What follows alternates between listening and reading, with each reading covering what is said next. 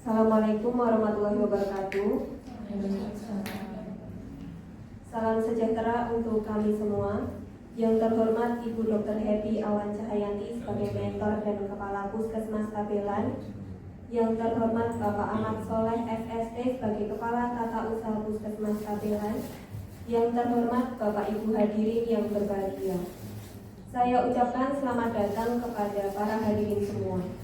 Marilah kita panjatkan puji syukur kehadiran Allah SWT atas rahmat dan hidayahnya, sehingga kita bisa berkumpul di ruang Mawar Puskesmas Tabelan dalam acara seminar hasil laporan orientasi pengenalan nilai dan etika pada instansi pemerintah bagi PPK di lingkungan pemerintah Kota Surakarta tahun 2025. Izinkan saya membacakan susunan acara pada hari ini. Yang pertama, pembukaan. Yang kedua, paparan seminar hasil laporan. Yang ketiga, arahan dari mentor dan tanya jawab. Yang keempat, penandatanganan berita acara seminar. Yang kelima, penutup. Menginjak acara yang pertama, marilah bersama-sama mengucapkan basmalah. Untuk acara yang kedua, yaitu paparan seminar hasil, kepada Saudari Hesti Wulandari AMD RMIK, waktu dan tempat kami persilahkan.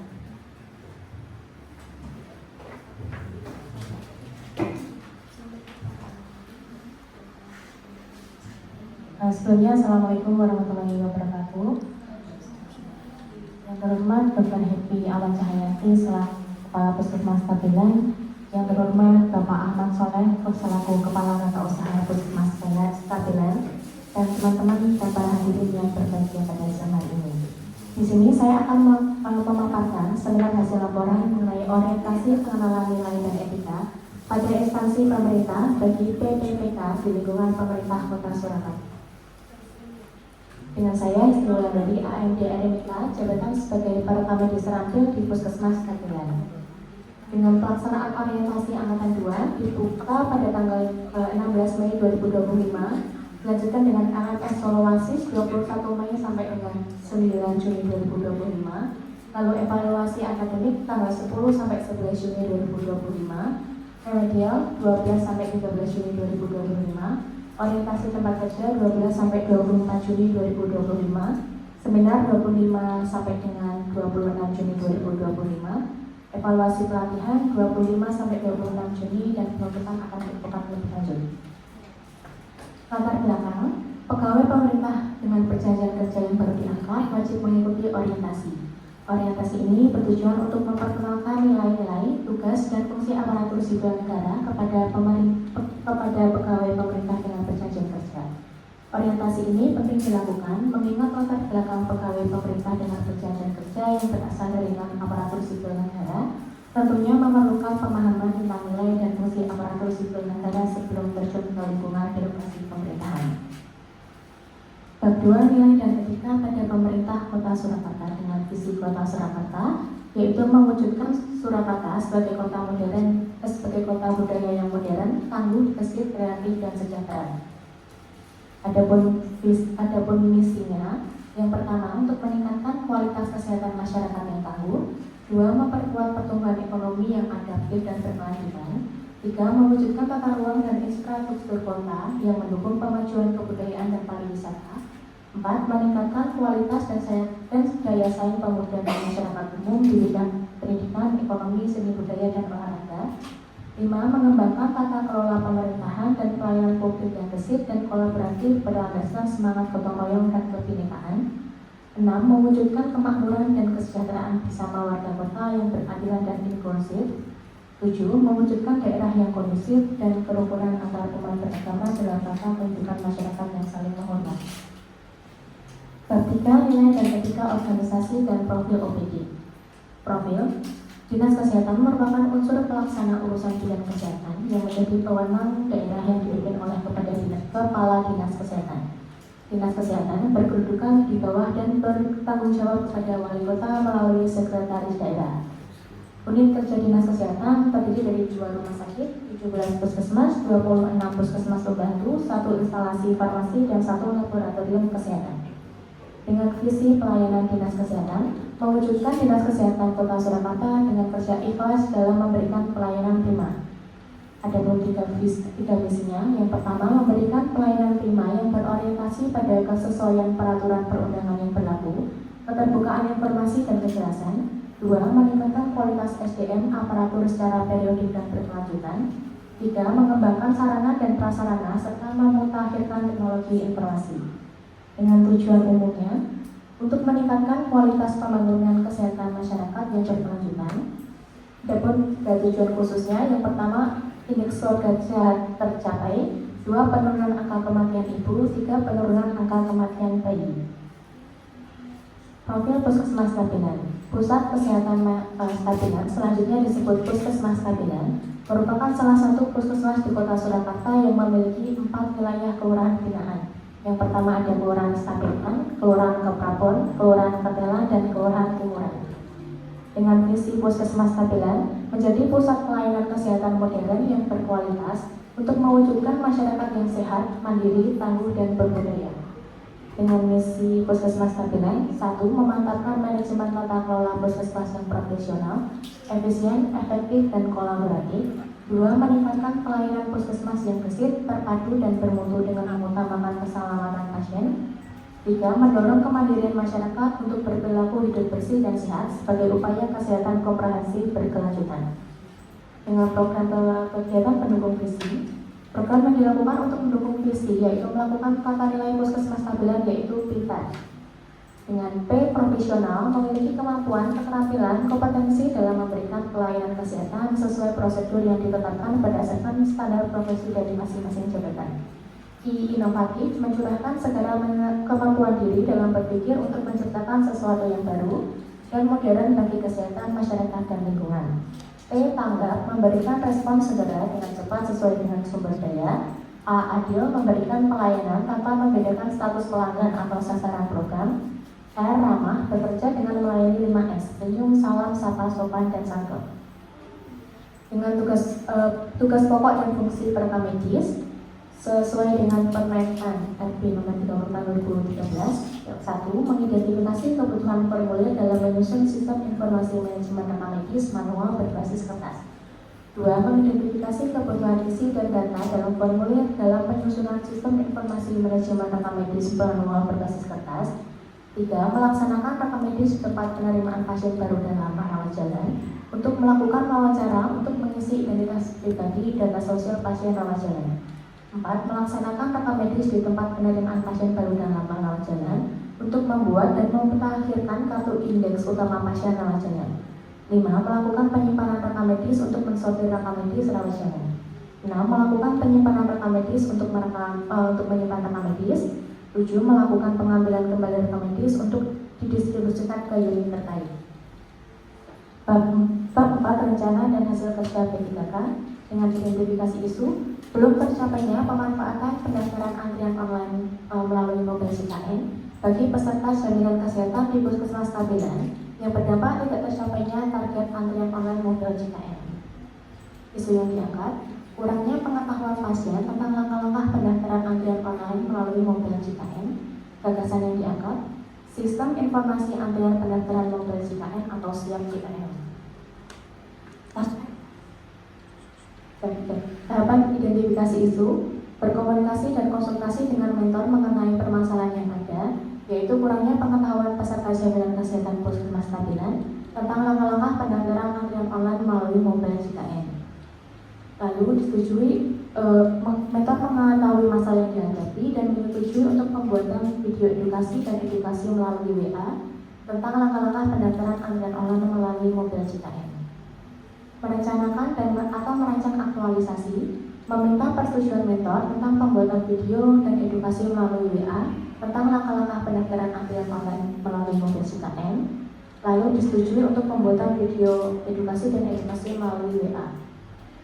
Membuat aktualisasi, pembuatan video edukasi dan edukasi melalui WA tentang langkah-langkah pendaftaran antrian online, lalu dihasilkannya video edukasi dan edukasi melalui WA. Adapun ini video edukasinya. Sobat JKN Puskesmas mendaftar untuk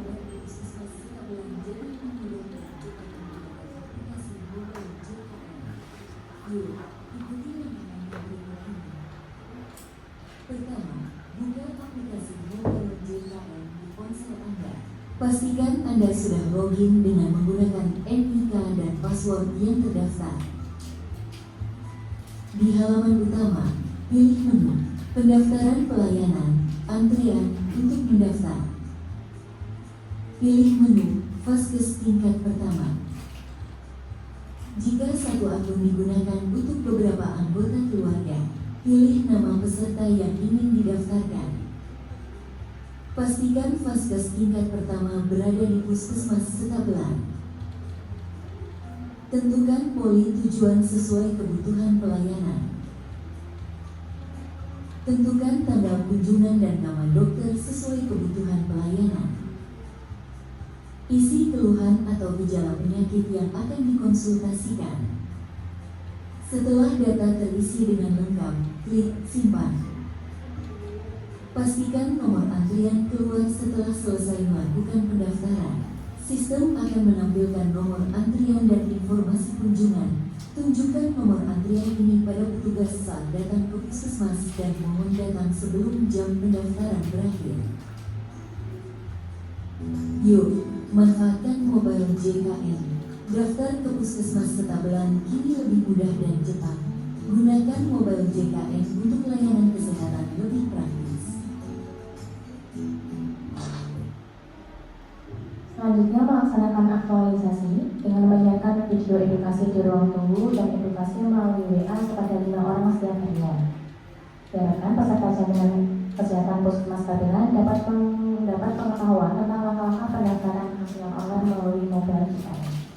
Ini adalah edukasi melalui siaran TV yang ada di ruang tunggu. Ini adalah edukasi melalui WA yang saya kirim setiap hari kepada 5 orang pasien yang bervaskesnya di Puskesmas Setabelan. Melakukan evaluasi aktualisasi, melakukan evaluasi hasil edukasi tentang langkah-langkah pendaftaran antrian online melalui mobile JKN untuk mengetahui tingkat pengetahuan pasien tentang langkah-langkah pendaftaran antrian melalui mobile. Berikut adalah evaluasi aktualisasinya. Saya telah melakukan atau mengirimkan WA dari tanggal 19 Juni sampai dengan 23 Juni kemarin yang dengan hasil 14 orang atau 14 pasien paham dengan apa yang saya kirim di WA, sedangkan 6 orang diantaranya tidak merespon atau tidak menjawab. Rencana kerja menengah tahun pertama melakukan pemuteran video edukasi di ruang tunggu Puskesmas Induk dan menyiarkan di WA kepada 5 orang setiap harinya. Tahun kedua, tersedianya barcode yang memuat video edukasi tentang langkah-langkah pendaftaran online di Puskesmas Pembantu. Tahun ketiga, tersedianya barcode yang memuat edukasi tentang pendaftaran online di Puskesmas Keliling. Tahun keempat, tersedianya barcode yang memuat tentang video edukasi di upaya kesehatan kerja atau UKK. Tahun kelima, melakukan koordinasi dengan kader di wilayah untuk mempromosikan pendaftaran online melalui mobile JKN. Bab 5, kesimpulan. Edukasi mengenai pendaftaran melalui mobile JKN ini dapat meningkatkan pengetahuan masyarakat terhadap fitur pendaftaran online yang ada di aplikasi mobile JKN, yang mana dengan fitur ini diharapkan dapat mengurai antrian pasien dan pasien dapat mendaftar dengan lebih cepat dan juga praktis. Caranya, diharapkan kegiatan tersebut dapat terrealisasikan sehingga tercapai target pemanfaatan antrian online melalui mobile JKN. Sekian paparan dari saya, terima kasih.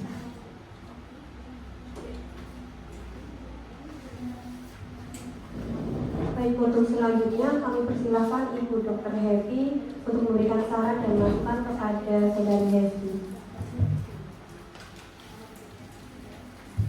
Ya, biasa Pak Esti, terima kasih. Yang kedua, yang saya jelaskan satu dari Puskesmas Setabelan seperti apa. Yang ketiga, dari 14 orang yang tadi paham, apakah sudah ada yang telah menjalankan, yang mendaftar pada kunjungan berikutnya secara online? Belum. Oh, berarti dari 14 tadi belum ada yang kembali, tapi mereka paham. Ini betul diberikannya kepada yang usia muda apa semua usia? Ini untuk sasarannya saya utamakan yang muda. Yang pertama punya gadget dulu pastinya, dan mereka bisa download aplikasi mobile JKN. Makanya Itu HP-nya harus Android, apa dengan yang iPhone juga bisa? Oh, berarti bisa semuanya. Maksudnya bisa disampaikan. Untuk daya ungkitnya yang pertama untuk bisa menambahkan angka pemanfaatan antrian dengan mobil JKN sehingga nanti targetnya bisa tercapai. Yang kedua, dengan saya edukasi melalui WA, diharapkan nanti nomor WA yang aktif itu bisa digunakan apabila nanti ada keadaan urgent atau diperlukan.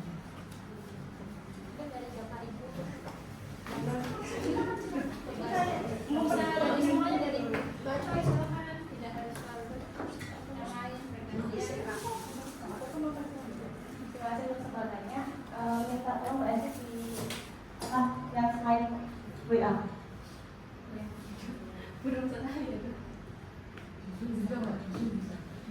Berarti jawabannya paham. Berarti jawaban paham tidaknya itu di yang terakhir itu ya, langsung dia pilih media atau tidak gitu. Ya. Oh.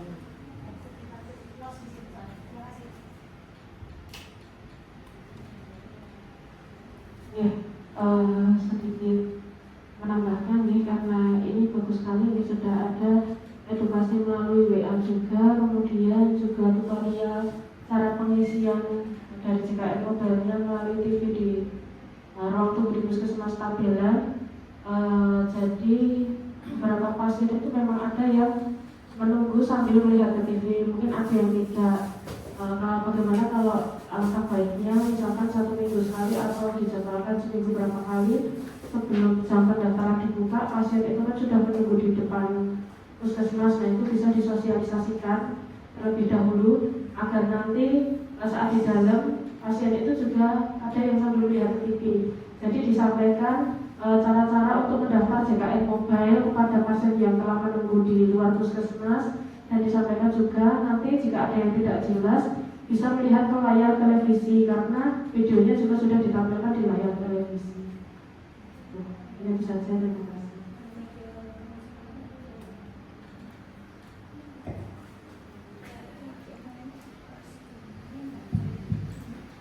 Ya, terima kasih. Semuanya WA ya, kayaknya pakai nomornya Pusmas juga. Ini sedikit masukan. Ya, kalau tadi dipakai di beberapa tempat, ini dipakai lagi untuk edukasi melalui WA lagi untuk video ya. Nah, ini yang jelas kalau sasaran ini otomatis yang pertama belum punya mobil JKN atau yang sudah punya sudah bisa ya. Kalau yang gimana? Karena kadang mereka punya pun nggak ngerti cara pakainya. Oh, gitu. Ya, yang pertama kita harus menarik dulu untuk pasien mau nggak mendownload mobil JKN. Ya, karena pasien itu tanya fungsinya apa? Ngertinya mobil JKN itu cuma mindah paskes biasanya. Karena dia datang ke BPJS itu, saya mau pindah paskes caranya gimana? Dia download mobil JKN. Nah, itu mungkin daya tariknya itu. Berarti kan perlu edukasi tambahan. Fungsi dan kegunaan mobil JKN selain untuk pindah paskes juga untuk mendaftar di paskes tersebut. Itu mungkin ditambah sedikit biar nanti lebih tertarik. Karena biasanya kalau pasien datang sini sudah enak, tidak menunjukkan didaftarkan oleh Pak Satpam, ini duduk manis pelayanan. Ini sangat baik videonya karena sangat publikatif kalau ini ya. Nanti bisa disampaikan apa yang dikatakan Mbak Lia tadi sudah bagus. Nanti bisa disampaikan di depan, bahkan di pusling. Ya, pusling itu susah gampang karena petugasnya juga susah. Kadang nanti ada bapaknya. Oh iya, nanti disampaikan ya. Mungkin itu sudah bagus, masukannya cuma itu, ditambah lagi. Dan tadi perlu diingat lagi yang WA itu diperjelas dengan nomornya itu biar nanti enak. Oke. Dan nanti di puskesmas ini banyak nomor baru berarti. Perkataan baru. Nanti malah kita jadi Cara kalau nomor baru semua itu malah saya curiganya nggak tersimpan. mungkin Mbak saat pasien masuk itu kan Mbak WA ke pasien ya, itu nomornya tulis namanya, Iya. nama siapa, jadi nanti kita punya data. Dan ada Itu kan nggak ada ribetnya. Dia bilang, ya saya paham, dan bersih ya.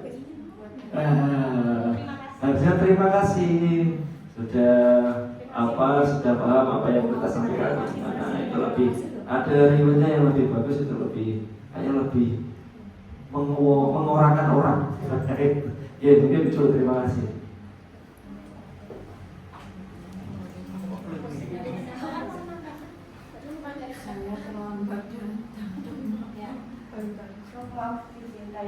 Untuk WA ini cuma di tahun pertama.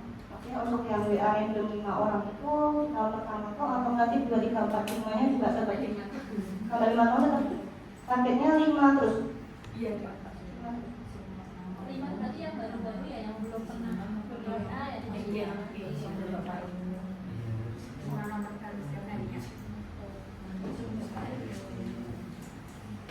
Tadi masukannya bagus, dia ada tambahan kata terima kasih ya. Kemudian tadi nama Mbak Hesti kan menyampaikan pengotoran video di ruang tunggu dalam ya. Tadi juga ada masukan dari teman kita saat pasien menunggu di luar tunggu depan atau ya. Tapi kan videonya kan, TV-nya kan nggak mungkin pindah-pindah ya. Pasang barcode gede di ruang tunggu pelayanan depan, stand banner. Ya pilih cari yang sederhana yang intinya bisa menampilkan barcode tadi di depan, di ruang tunggu depan sana. Jadi kan pasien sambil nunggu dia bisa gitu.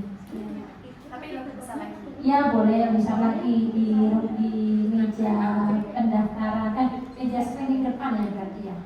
Ya seperti itu. Terus kemudian tadi ada masukan benar. Nanti kan lama-lama akhirnya banyak nomor baru di WA Puskesmas. Jadi yang saya sampaikan ini nanti bisa dimanfaatkan oleh semua petugas dalam artian saat kita mengirim ke pasien, baik yang inovasi yang sekian kan banyak inovasinya. Saat kita masukkan nomor, sekalian ditulis namanya siapa, dan di kelurahan mana. Ya, nama dan kelurahan. Intinya apa? Sekalian kita jadi punya backup data nomor WA pasien-pasien kita. Jadi kalau ada apa-apa dari pelayanan dan kita perlu telusur atau perlu tracking, kita sudah punya nomor itu. Karena kan hal ini sebenarnya belum pernah dilakukan ya. Biasanya kan kita memanfaatkan data dari BPJS. Padahal data BPJS kadang-kadang kan ada yang punya HP, ada yang punya nomor WA, ada yang nomor WA-nya sudah ada luarsa, kan seperti itu. Dengan ini otomatis kita memperbaharui data yang kita punya. Ya kan, kita masalah membantu. Jadi semua petugas yang melakukan inovasi melalui WA Puskesmas, kalau mulai sekarang ditulis namanya dan kelurahannya. Ya, namanya nama asli aja. Karena kan biar kita mudah, bukan menyampaikan gitu ibaratnya. Ya. Terima kasih, komisi bagus.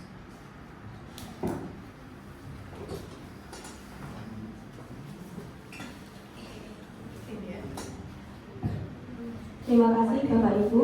Demikian presentasi dari Mbak Esti.